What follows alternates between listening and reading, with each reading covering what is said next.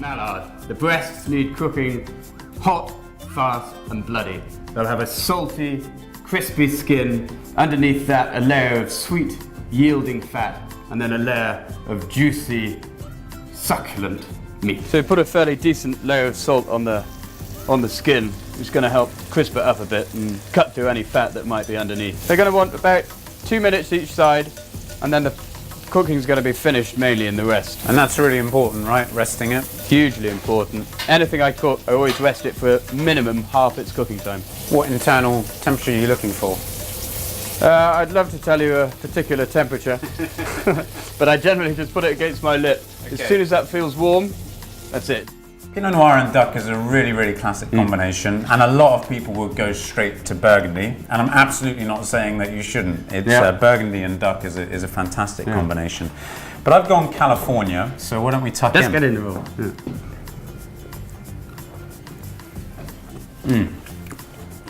Your sugar is so sweet.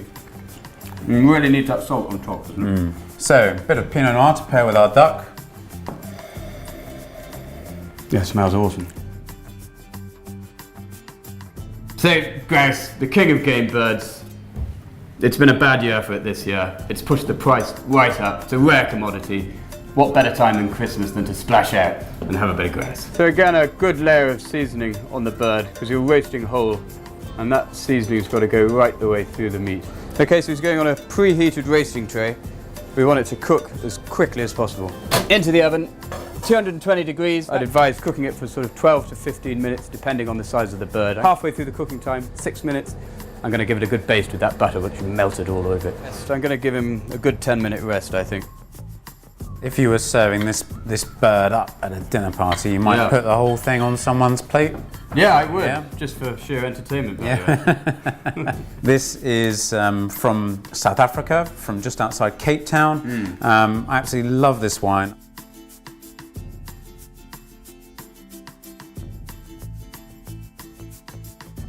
So we've got here a whole haunch of venison, meat of kings, a proper sense of occasion, fit for Christmas, roasted whole, carved at the table. So plenty of seasoning, it's a big, thick slab of meat. So just a bit of oil in the pan to help with the browning process. So I just put the meat in the pan now, nice high heat. We want to get a really good caramelized, salty crust on it. I feel like we could have done with a bigger pan. We could have done with a bigger pan or a smaller piece of meat. So it's going to go into the roasting tray, into the oven, set at 220 degrees for 15 minutes, just to give it another quick blast to help with that caramelization. So just before it goes in the oven, I'm going to stick some butter on there. Venison's so lean, it's good to introduce a little bit of extra fat to it. Absolutely, and or also indeed a lot. A lot of fat, exactly. Well, it's going to give us some juice then to keep basting it with. So we're going to cover it in foil. It's just come out of the oven. It's going to be still fairly raw in the middle because the cooking process is not entirely finished. That happens in the resting. Merlot here, bringing sort of a fleshy, fruity character. As you say, should pair really nicely with venison. But we should get a really nice freshness to it as well. And a lovely sort of fine, grainy texture. Yeah, the texture's it's melting. Yeah, absolutely melting, and that's because of that long rest. Partridge, like chicken, intensely flavoured chicken. It's an absolute crowd pleaser. So it is the perfect introduction into the world of eating game. So again, exactly the same as the grouse. I seasoned this little partridge well. I recommend partridge you cook between 15 and 18 minutes generally, roasting off like this. This one is so tiny. I'm probably just going to give him about 14 and have a look at him. So in he goes. Because it's such a small bird, the oven's at full whack there, 250 degrees. Right, let's get stuck into this partridge here.